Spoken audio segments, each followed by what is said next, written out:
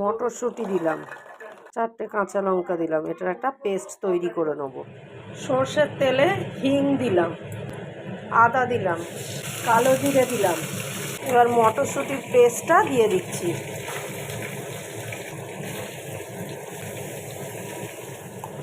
নুন দিলাম, হলুদ, 1 চামচ চিনি দিলাম। ভালো করে এটাকে নেড়ে নেব।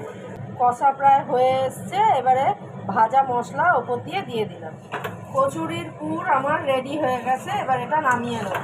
ময়ান দিয়ে ময়দাটা মেখে নিয়েছি, লেচিতে পুর ভরে নেব। পুর ভরে নিচ্ছি।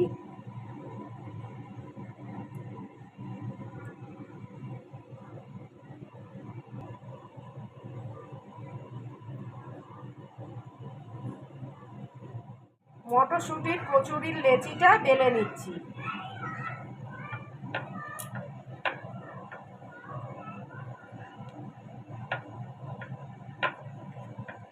কচুরিগুলো এবার ভেজে নেব।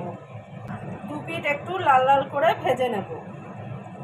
কচুরিটা ভাজা হয়ে গেছে, তুলে নেব। তৈরি করে নিলাম মটরশুঁটির কচুরি। নতুন বন্ধুদের সাবস্ক্রাইব করার জন্য অনুরোধ রইল।